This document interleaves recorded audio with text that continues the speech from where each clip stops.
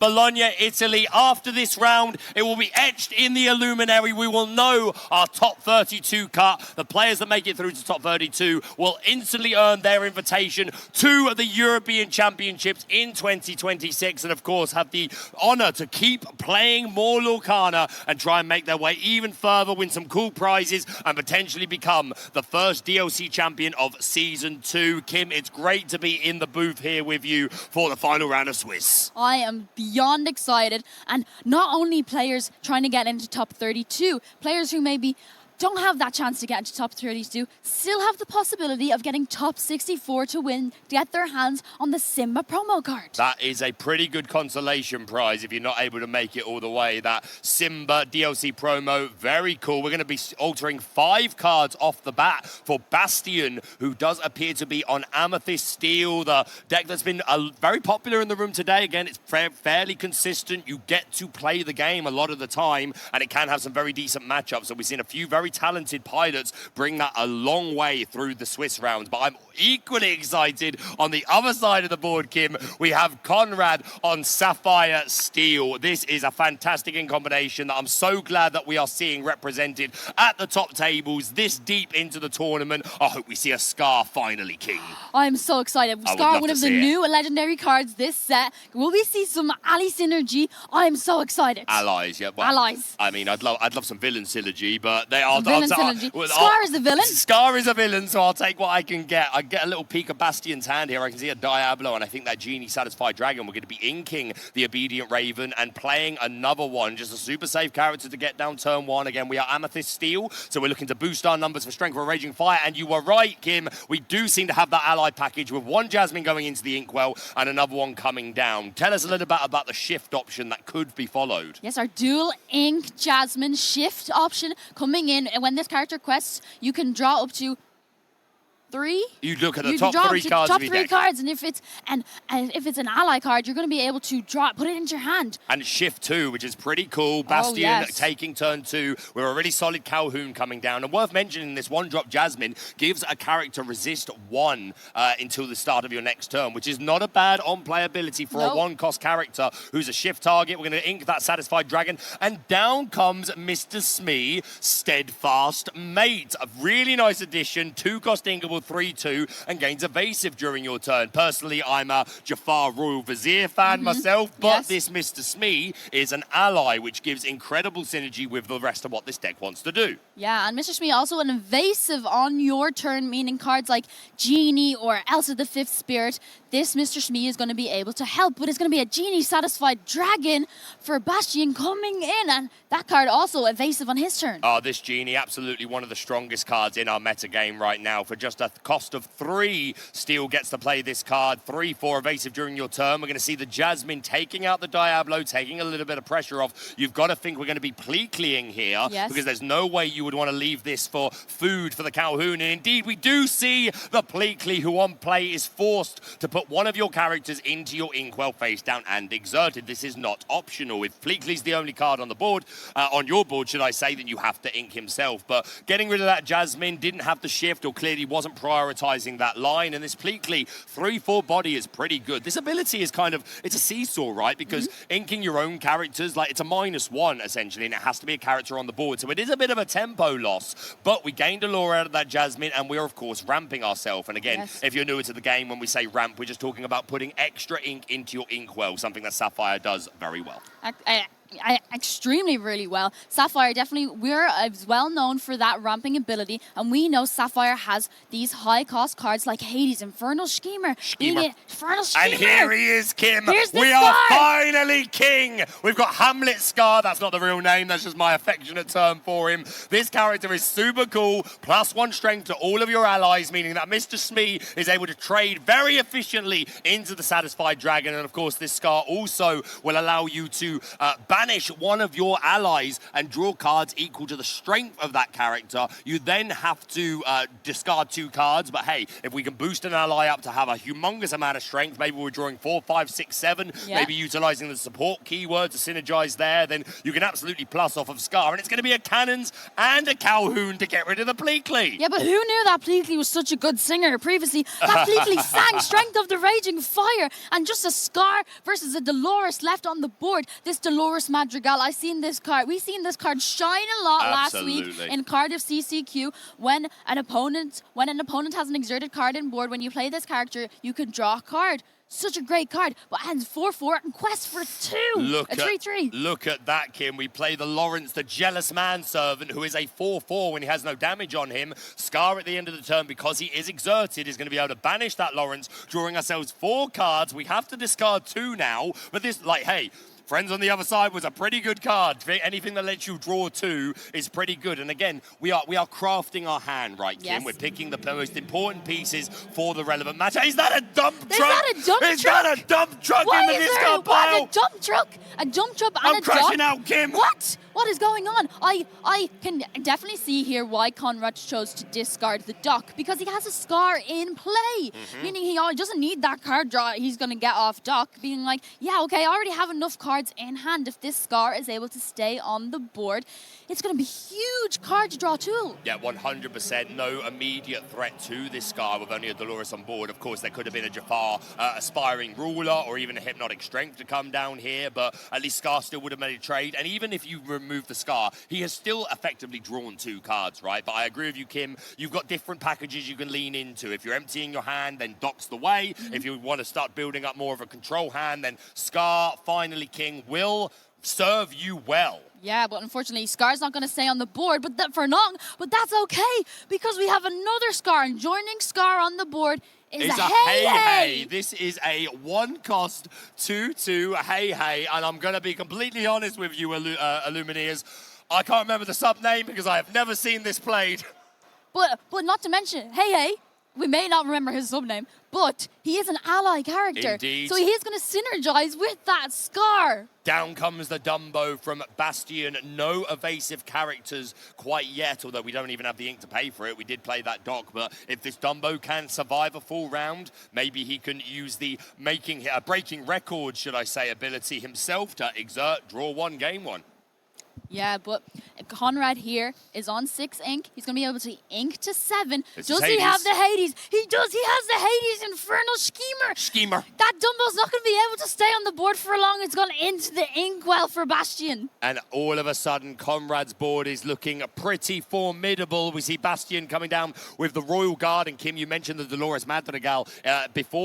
Prior, people were playing the Treasure Guardian and these illusion packages. But with the increase of popularity of cards like Heads Held High and people just teching all the more for these illusions, the Treasure Guardian not as safe an option along with the illusion package you need to run to benefit. So this Dolores Madrigal is instead doing the job. We are going to a judge call very quickly. Not sure what's going on there, but man, already this match is off to the races. We've seen a hey that I have no idea what the sub name is. I don't think I've ever seen play. The Scar finally King coming down super early, courtesy of that Pleakley ramp, and then immediately able to draw 2 cards. I think our Sapphire Steel player is already in a fantastic position. I am hyped for this game. I am so excited. And even our Amethyst Steel player was able to do a Strength of the Raging Fire, or was that fire? It was a fire.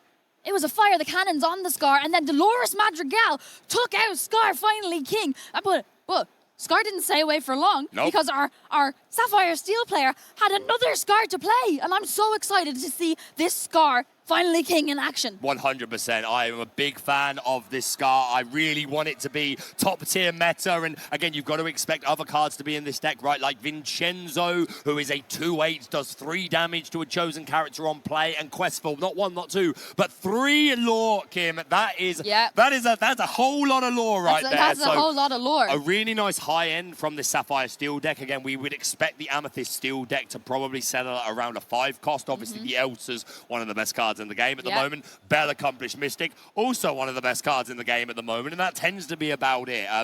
Maybe the Ursula Voice Stealer, I doubt it though. I would expect that maybe more in Blurple as opposed to Amethyst Steel, but the Amethyst Steel deck a lot lower to the ground, definitely the more questing aggressive deck, and things like Calhoun that can gain lore as well. But we still have removal tools, just like that Hades Infernal Schemer in Sapphire Steel, which meaning on Sapphire doing that thing that Sapphire does so well, being able to get as much ink as quickly as possible. That Pleakley coming in, being able to send the Jasmine into the inkwell, meaning Conrad already on 7 ink. We talked about Vincenzo. Vincenzo's going into the inkwell, and it's going to be a Jasmine. And is that Alice Growing Girl? That is Alice Growing Girl, who gives all of your characters support, which is a fantastic keyword to synergize with Scar Finally King. Quest with a character, add its strength to another character, and preferably an ally. So what was the strength of that Hey Hey? How many drawing? 1, 2, 3, 4, 5, 6, 7, 8. So Scar has supported the Hey Hey, and we are drawing 8. Wait, are we still drawing? 8? Was that 9, 10? It's because the Hades as well quested as well. the Hades quest, so it was a Hades quest 3? and a Scar quest to boost up. Was that 11 cards? To be the biggest Hey Hey that you have ever seen, my guys. We're only discarding 2. Look at this game so far. Look at the hand. I'm flabbergasted. This Jasmine, of course, on board is another really good 5 cost. She gains evasive during your turn. She's a 3/7 quest for 2, and you may discard a card to give Challenger 3 to this Jasmine. Hitting for 6 is taking out the majority of bodies in the game. And again, that evasive keyword, we know how important that can be in our meta. And down comes the Madam Mim tiny adversary, the Skater Mim, Avril Mim, whatever you want to call her. She gives Challenger 1 to all of our other characters, meaning Calhoun can make a nice efficient trade into the king. Yeah, and Bastion is going to gain that 2 lore off the Calhoun train. Alice Growing Girl, not a card we've seen being greatly utilized, a card I've wanted to make work since the start. Well, this Maybe is it, teaming up with Scar in this kind of deck is the way to do it. You need to check out this deck list, Kim, I need clearly. that. Conrad, teach me your way. Sapphire Steel, it's not dead.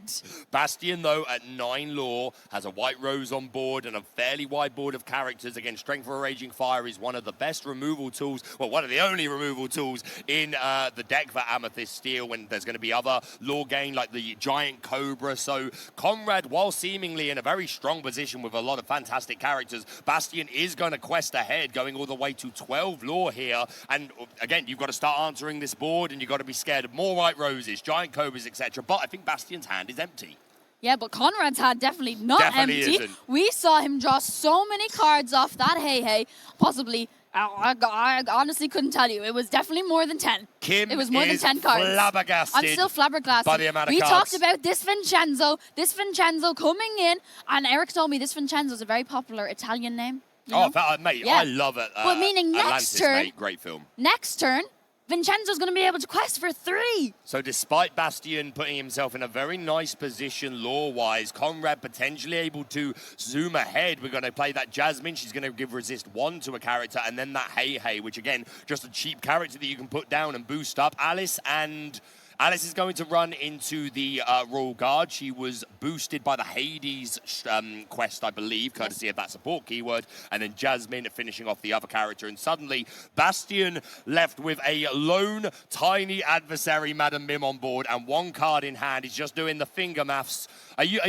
When you're counting lore, are you a tapper or a pointer or a conductor? I've seen all 3. I think I'm more of a conductor. I'm a conductor when as well. I come from like show choirs and I'm like, let's go, we can do this. And I'm like, 5, 6, 7, 8. There we go. Yeah, I'm a conductor myself. And you, Baker? I'm exactly the same. Again, the musical background, I like to conduct my maths around the board. But Bastion taking a moment here. There's actually 2 cards in his hand, so I guess he did have 1 in his hand before drawing. We are going to thinking about what he wanted to do there, because there was apps. And that's going to be it. It's going to be game 1 going to Sapphire Steel. Conrad's going to take the win off game 1.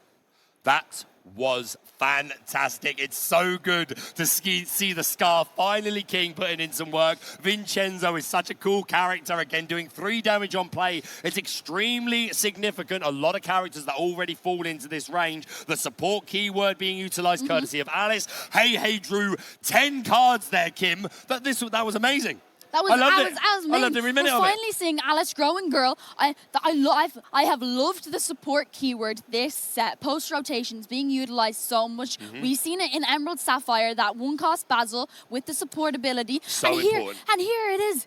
an Alice growing girl. Support goated keyword, apparently. But we're hopefully, I want to see that again. I really want to see this Scar pop off. I want to see some supporting, raising a character like a Hey up to humongous strength. Just draw a sixth of your deck, mate. No problem there. That was a brilliant game. And again, you got to think the Hey just as because it's a one cost, it's an ally. Yeah. And again, if you've already got an established board, but this is where the kind of the weakness of the deck in a sense, right? Because you need to have that established wide board to be able to like bring these abilities online, because the Scar, you can he needs to be exerted, so he is a little bit slow, right? There's no way that I can think of to give him rush or turn him sideways any other way. So you need your Scar to survive the turn. 4 willpower is okay against the steel deck. You of course need to be scared of strength or a raging fire. Yes. But again, we saw there Pleakley ramping us into Scar well before our Amethyst steel player could really get his board wide enough. And the strength of a raging fires we used on other things, a couple of 2-for-1s as well with Fire the Cannons and Calhoun. But we're going into game number 2. Bastion is going to be on the play, so he will alter first. Looks like 3 cards going back into the deck. He's going to draw back up to 7 and then shuffle those cards into the deck. I can already see, is that a Vincenzo? Yeah, I reckon that's probably going back into the deck. We're not quite ready to play a 7-cost character yet. 4 cards for Conrad. Yeah, it looks like Conrad had that Scar already in his opening hand. Will we see it pop off again? Will we see a Hades, not a Hades, but a Hey come in and draw more than 10 cards? Yo, prediction in chat.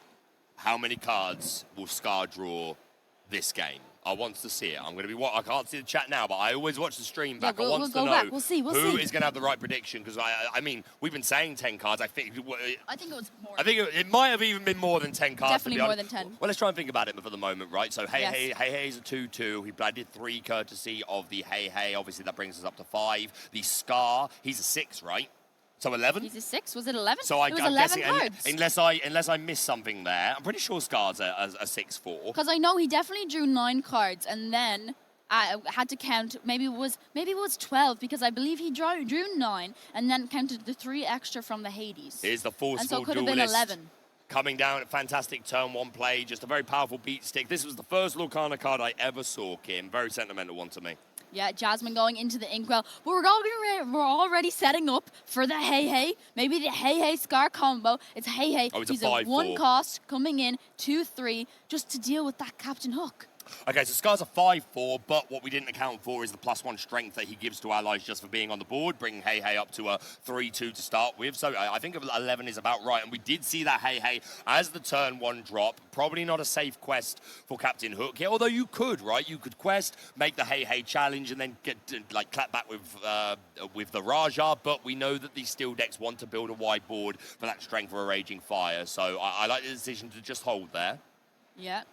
A double Hey on the board now for Conrad. No turn to play this turn. Well, establishing another Hey on the board, maybe setting up for a future. But it's going to be the White Rose coming in for Bastion. And when he plays this card, he's going to gain a lore. Also going to be able to quest with this Raja, already taking a slight lead in lore advantage. Yeah, not the best start from Conrad, just with the turn to Hey. You got to assume there is ramp in this deck in the form of Tipo and Saudi Azure at Sea. I don't think we saw it in game 1. We saw the Pleakley line taken instead. And we are once again going to see that Pleakley line ramping us up to 4. So that opens a 5-drop up for next turn. We cooking. Down comes the Genie. Yes, we're cooking. With Sapphire doing what Sapphire does best, and that is ramping. In this form of Pleakley, we've seen it previously in other decks in the form of Tipo and Sail the Azurite Sea. But Bastion, 4 characters on board. Conrad with only a Pleakley and Hey on the board. Yep, the scientific expert, a really solid body, could probably get a 2-for-1 from this board state. Will Bastion attempt to remove it if he has access to strength for a raging fire? Yeah, but Pleakley also has that keyword of being an additional ally. So he will be able to team up with Scar, because next turn, Conrad will be able to ink an additional card, and we'll have 5 inks to play with. Going on a couple of quests here. The White Rose and Raja, who is one of those illusions. I do wonder if Bastion maybe is playing a bit of a split. Maybe there's a 1 or 2 Treasure Guardians in there to complement. We've seen the Royal Guard, we've seen the Raja. Giant Cobra's always making the cut. So I would guess maybe there could be 1 or 2 in the deck. We've seen like a 2-2 split before. Yes. If you're against these decks like that have like Heads Held High or Hypnotic Strength or something, maybe you go for the Dolores line. But if they don't, then the Illusion line is perfectly reasonable. Inking Strength is a bit is absolutely not something that you want to do without thinking about it. But we're going to ink it. We're going to play Scar and sing Strength of a Raging Fire. Yeah, when you have another strength in hand and you're able to sing that with Pleakley, who knew he was such a great singer? Yo, he karaoke night Pleakley when. But Scar finally king back onto the board. Like I said before, he is a little bit slow. You need him to survive the full turn. Can we play a character here and then sing Strength of a Raging Fire with the Genie? I haven't been able to get a decent look at Bastion's hand. We're going to go on a quest for 2. Amethyst still currently in the lead, but the Scar does live to become king. Can we benefit from a big draw this turn? It would probably take a lot, right? Because again, Scar's adding +1 strength to all our allies anyway. Maybe if we can play an Alice Growing Girl, give support to the Scar, and then he adds his strength to whatever we play. It's going to be the Genie Satisfied Dragon, inking a Pleakley, I think? Yes? Yes, inking completely. Scar is going to quest, and he does have the choice at the end of his turn. And if he is exerted, he can draw cards, but not going to do that. Wants to keep the Genie on the board, potentially setting up for later on to be able to do something like he did first game with the Hey, or maybe he's waiting for the Alice Growing Girl to come in because he knows he's going to need perhaps a Strength of the Raging Fire to be able to get rid of these evasive genies. Or indeed just the fact that the Satisfied Dragon does have that evasive keyword during your turn, so it is a way to answer this genie, these genies. It's a 4-4 because the Scar is raising its strength, so I definitely prefer the decision to prioritize keeping this genie on board. I think you're losing far too much tempo. If you take it away there, you're letting Bastion quest all the way to 17 in theory. Down comes another Scar. If one king wasn't enough for you, here's another Scar is going to go on a quest for 2, and now we are going to decide to get rid of this Genie Satisfied Dragon. Makes a lot of sense. That's going to draw us a bunch of cards. Yeah, I believe he's going to draw 5 cards because the Genie would have been boosted by 2 Scars, but still 2 Genies wish fulfilled on the board for Bastion. He is at 10 lore. If 2 Genies and this Palace Guard stay, meaning he could quest for 5, bringing him up to 15. Kim, I'm going to be honest with you. I have not once in my life played a Sapphire Steel deck. I've watched a lot, but I have never played with it. It's never felt like my particular play style, but I am loving what I am seeing right now. It's got me itching to sleeve up some Scar Future Finally Kings of my own and try this out because this looks a lot of fun. And again, it's had a great run here today. Conrad on a 9-2-0 record. This is the final round of Swiss. If you are just joining us, round 12, whoever wins this match will proceed into our top 32, qualifying for the European Championships and get to keep playing and hopefully win tons more prizes. Yeah, both of our players here on 9 wins is going to want to win this match to confidently secure their spot in top 32. But Bastion, he has 2 Genies on the board and a Palace Guard. Dolores Madrigal just coming in. That Scar was exerted, meaning that Dolores Madrigal trigger is going to be able to, he's going to be able to draw cards because the Scar is exerted. The Yzma Conniving Chemist going to make our way into the Inkwell. Bastion doing the finger maths. Looks like a pointer to me. But was able to quest with both Genies and the Palace Guard here, meaning Bastion is on 15. It's going to be interesting for Conrad here to see what he's going to be able to do because he's going to need to be able to get rid of we need to both of these Genies at least. Don't forget Hades is an option. We're going into our 7 ink turn. So that could be a way that we try to stem the flow a little bit. And down indeed comes the infernal Schemer. Who's going to put that Genie into the... Oh, did he put it in the discard? Did he put it in the discard? It should have. It should have been in the... So that Hades absolutely should be putting the card into the Inkwell. But yeah, moving on, Bastion is going to follow up. He's questing up to 19, and down goes the White Rose. Thankfully, it did not matter. Thankfully, it did not matter. That would have been sad if it did. But yeah, Amethyst still already very much in the driving seat that game, getting to go first, getting to play out all these genies in a row. A bit of a slower start from our Sapphire Steel player again. Like, we managed to get the Scar going, but that turn 2, I just think was a little bit just not quite the ceiling that we're looking for. It hurt. But this time, that means we're getting a game 3. We're getting a game 3, and this time, our Sapphire Steel player, Conrad, is going to be on the play, which gives him a little bit of an advantage against that Amethyst Steel deck. And I'm excited. I'm ready to see what happens. We didn't see Alice Growing Girl come out last game, but maybe we'll see her this time. I was already excited backstage watching that Ruby Amethyst deck do a super good job in the last game. Melissa Dragons, I told ya, you know, I told ya, but it was great to see it didn't get over the line, which is really sad. But I feel like I found my new horse, Kim. Can the Sapphire Steel deck make it through the top 32? If it is, it's going to be hard not to root for him. I am loving the way this deck is playing. Yeah, me too. We've seen that Sapphire Steel and Ruby Amethyst, not the typical decks you're expecting to see here today, but both performing extremely well. If Conrad is able to win this game, and I want to see it happen. I want to see a Sapphire Steel in top 32. Well, wants to see it. We know this is a very popular ink combination. A lot of very dedicated fans of Sapphire Steel that have actually moved away from the deck, saying, "I'm sorry, we're just not cooking like we used to." But Conrad said, "Hold my ramp. Let me show you how it's done." Yeah, many people underestimating the power of this new Scar. Conrad really showing how it's done, showing us all that ally synergy and just how possible it might be. Even teaming up with all that support, all those support mechanics like Alice Growing Girl on none other than a Steel Hey Hey. Love a Steel Hey Hey. I shout out to Ben from the Ravensburger team in the UK, who I know will be thriving seeing this Hey Hey put in work. But yes, Conrad will be on the play for this game 3. If you're just joining us, we're in round 12, the final round of Swiss of the Disney Lorcana Challenge here in Bologna, Italy. It's been an amazing weekend of Lorcana, and we still have top 32 cut yet to come. Whoever wins this match will proceed. They will qualify for the European Championships. They will earn themselves that Elsa icebreaker, and if they can get even further, maybe the Elsa playmat, maybe moving on to get the golden Mickey Mouse Brave Little Tailor, and potentially a trip all the way to the World Championship. Yes, both players going to be wanting to take the win here. It is 1-1. We're going into game 3. Conrad here on the play, and it's going to be Jasmine coming down already, setting himself up for a possible Pleakley further on, or even. We haven't seen it. Shift. We haven't seen it. We haven't seen the shift. Maybe he's setting up for that turn 2 Jasmine shift. I would love to see it. Bastion going to ink the Obedient Raven, and this is one of the best cards on the draw. Immediately fire the cannons, Mr. Smee. Straight at Jasmine and straight into the inkwell with you, meaning we're not going to be shifting. We don't have a character to potentially be an early Pleakley target, but we are going to play the Steadfast Mate. Yeah, we didn't see Jasmine shifting in the previous 2 games, and unfortunately turn 2, we're not going to see it here either.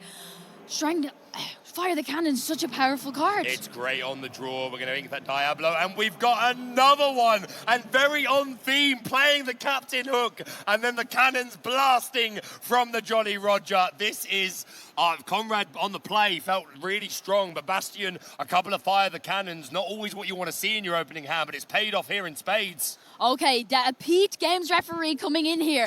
Bastion, you fired the cannons on my first character. You fired the cannons on my second character. Here's a Pete to let me get some characters on the board and stop you firing your cannons. Yeah, such a shame. Like, Conrad's got to feel pretty bad about that. Like, again, you want to build up this board. You want to potentially shift the Jasmine. You want to potentially Pleakley the Jasmine. You want that Mr. Smee to be a potential answer for the opposing genies, especially if you get the Scar down and you boost this Mr. Smee up to a 4-2 because he is an ally.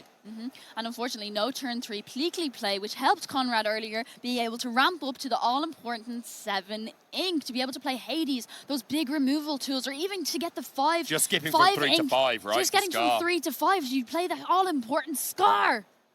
And just a genie satisfied dragon on the board left for Bastion. The Pete is going to challenge, get rid of the Captain Hook. But we are going to see Pleakley come in now, send the Pete Games referee into the inkwell. So Conrad now having 5 ink. Maybe next turn we can see the Scar come into play. Does this version not play Sail or Tipo? Have you seen any? I haven't seen any, but personally, I feel like I understand if it doesn't, because at least Pleakley lines up with that ally synergy. Absolutely. And because turn 2, ideally, he's going to want to hit Mr. Smee. Absolutely. We've seen it before, Mr. Or Smee. shift into the Jasmine. Or shift into the Jasmine. Jasmine. Absolutely. Because Pleakley coming in turn 3 to be able to ink either characters, your Jasmine or your Pleakley into You can the double ink ink if you do it on the shifted Jasmine. That's pretty hot. That is pretty amazing. And then being able to play your Scar once you have 5 ink and all the ally synergies and all the extra strength, it can be so powerful against these decks. But Bastion really playing the early control game, having 2 fire the cannons to be able to get rid of both Conrad's Jasmine and Mr. Smee, and now just a genie satisfied dragon left. Yep, either Bastion knows his opponent's deck or has played it in this event or has just learned very quickly over the course of this match just how important those low-cost characters on turns 1 and 2 can be, and had the perfect answer for them. And suddenly what seemed like it would, like, again, on the play is such a good thing to be. Conrad, we saw him on the play game 1, a fantastic curve here. It's been slowed right down. We're going to see a hard summon of that Jasmine. She's a 4-cost Ingable, 2/5, quest for 1. She can shift for 2, didn't happen this time. And on quest, you look at the top 3 cards of your deck and you can put an ally into your hand. And of course, she's an ally herself. Yes, she is, and it will definitely help Conrad be able to get more cards if Jasmine is able to quest. Ooh. However, Elsa the 5th Spirit coming in for Bastion, meaning he's going to be able to exert this Jasmine, going to be able to challenge with the Elsa. Possibly we could even see a challenge from the Genie, Satisfied Dragon, and that's all we're going to see, and this Jasmine is no more, not even going to be able to pull off her always planning ability. Super good play from Bastion here. Again, those cannons changed absolutely everything about the trajectory of this deck and then this match, and then having the Elsa to come down, immediately remove that Jasmine, take away the potential for a +1, take away the potential for a double ramp if we had another Pleakley. And again, she's an ally. She can no, she's not. She's a hero. She's a hero. She's and a hero princess. princess, yes, but she kind of summons She finds allies. the allies. She finds the allies out of the deck and just helps Conrad be able to build up a better board. However, Bastion has to be feeling a lot better about this game. Sapphire Seal, definitely not something he's going to be able to expect, but he learned pretty quickly from game 1 and game 2 how important that 1-drop character, that 2-drop character is. But finally, we're going to see Scar finally can come in for Conrad. The Pleakley now is going to have 1 extra strength. Can Conrad get himself back into this game? Again, it's not exactly run away from him. Bastion only at 2 lore, but the wide board, White Rose obviously is a great singer. Elsa is an evasive character, and this Genie Satisfied Dragon, just such a solid card. 3/4 with evasive during your turn is very, very good. Pleakley is indeed going to take out that Genie very efficiently. +1 strength, courtesy of the Scar, finally king. Yeah, and Bastion has a really interesting choice here to make, because we do see the Dolores Madrigal in hand. But we also see the Dumbo choosing to play the Dolores Madrigal because he knows there's a Pleakley in play. And he will be able to trigger her ability and draw a card. But drawing into another Genie Satisfied Dragon and still a Dumbo, the 9th Wonder of the Universe in hand, and also going to be able to be used to challenge into this Pleakley, and just the Scarf left on the board. Another Genie Satisfied Dragon into the Inkwell, and a pass to Conrad with only a couple of cards left in hand. But this Scar, finally king, has lived long enough that we could potentially get a trigger here. What does Conrad have? Honestly, like, losing the Jasmine was huge. Like, just the potential, not just a +1 card, right, but specifically an ally. We are going to play this Genie Satisfied Dragon. Last game, Conrad opted to leave it on the board because it was super important to try and answer the Genie wish fulfilled that were on the opposite board. This time round, will Conrad take the card draw? It's going to depend on how good his hand is, because he could draw 4 cards here and then discard 2. Opts not to do that, just to pass. Probably wants this Genie to answer the Elsa before being utilized, or even fearing the 9th Wonder of the Universe Dumbo, who's going to come right down. We're going to use the Breaking Records ability to exert that Elsa, draw 1, gain 1, and then playing a Captain Hook, the Forceful Duelist. Yeah, Bastion building back up his board here. 4 characters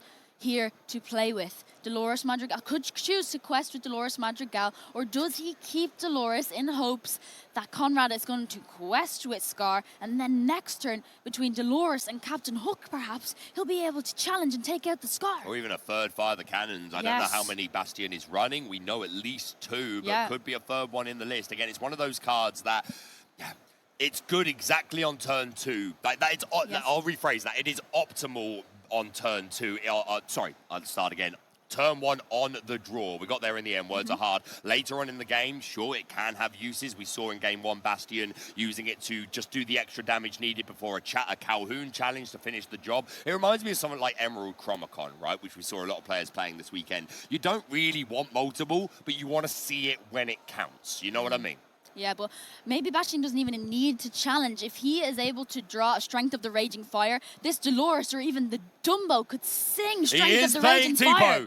He is playing Tipo. There is a Tipo. There is a Growing Sun. And is that, oh my goodness, Twin Fire. A 2-cost uninkable. You can do 2 damage to a character, and you can just choose to discard a card and do another 2 damage. This is remarkable. Yeah, this time he is going to use Scar's ability, going to be able to banish the Genie and draw 4 cards for Genie's strength. I think I really helping him here. I see a Scar finally king. I think I think there's a Floodborn Jasmine there.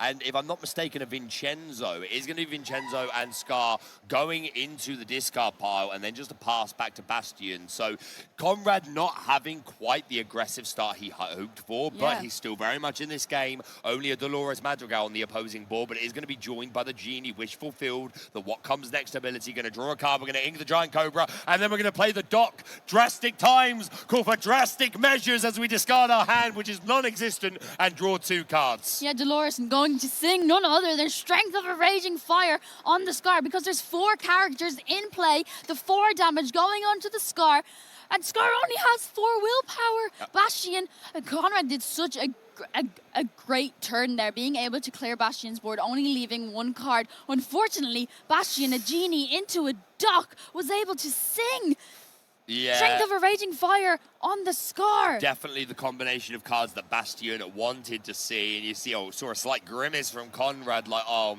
no, I feel like this might be slipping away, but we're not there yet. Conrad is 9-2-0 in this event. I'm sure they've been in unoptimal positions in this tournament so far, but perhaps could work his way out of it. We're going to see Strength of a Raging Fire. Was that a hard cast? That was a hard cast of Strength of the Raging Fire. Definitely just trying to utilize all of his characters. Bastion wants to gain the lead here in lore. Now we've gone up to 11. It's 11-0 to Bastion.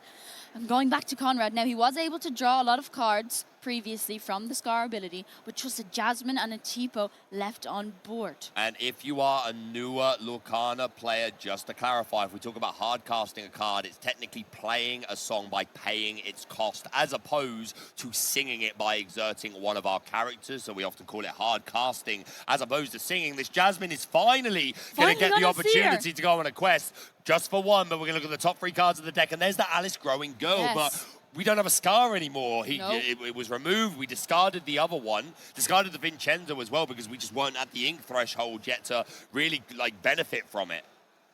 Yeah, but we'll be able to put one of the... We'll have to reveal it to his opponent, but we'll be able to put it into his hand and then put the others on the bottom of the deck in any order. Finally, we're getting to see the Jasmine ability Always Planning being used. She is indeed a steady strategist. We're going to be taking a Dock. Yeah, That's we're going to be the taking card. a Dock. That's a pretty good ally to get from Jasmine. We may have lost our Scar for our card draw, but that Scar is not the only card draw tool used here today. We also have Dock, but it's going to be 3. Oh, and Conrad's going to hard cast a Strength of the Raging Fire, and then we're able to ink a Louis. We're going to play the Dock to be able to draw 2 cards. Tipo, Mom, look, I'm still growing. Is going to go into Dolores Madrigal. Conrad saw Bastion's previous turn and said, that looked pretty good. I might do something similar myself. Singing Strength to get rid of a character, playing Dock to draw a couple of cards, and then Tipo quite happy to take a very efficient trade into Dolores Madrigal, who already had a couple of damage counters, but Conrad with just a lone Dock on the board, I think 3 cards in hand, and Bastion at 14 lore is going to be able to remove the Dock, but there's still a Genie, a Captain Hook, and a Raja. We're threatening to go to 18, but we have the Hades Infernal. Schemer. Who's going to put that card? Did it go into the inkwell this time? Yes, it did. Yeah, it did go into Yes, the it did. inkwell this time. Just 2 characters left on the board, meaning Bastion is going to be able to quest to 16 this turn. Oh, playing off the top of the deck. Look at that, Dolores Madrigal. And you saw the body language from Conrad there. Just, are you kidding me? Yeah, Followed not by an happy, followed by Yzma. Yzma. What on Oh. earth? That is one of the best sequence of cards, other than Doc. That is about the best sequence of cards that you possibly could have asked for. Conrad only at 1 lore at the moment, and you could see the frustration. We're going to quest up to 16. Going to be able to quest up to 16. Even being able to get rid of both of these exerted characters here on the board. Won't be enough. Won't be enough. We need a because Hades or a Vincenzo. We do. And it's not going to be enough, unfortunately, for Conrad. It's not Sapphire Steel's time. And our Amethyst Steel player is going to be able to take the win. I was rooting for Alice. Chat, I'm cooked. I'm cooked, chat. I can't take it anymore. I'm getting too old for this. Commiserations to our Sapphire Steel player. Really unfortunate, in my opinion, in that game 3. And don't get me wrong,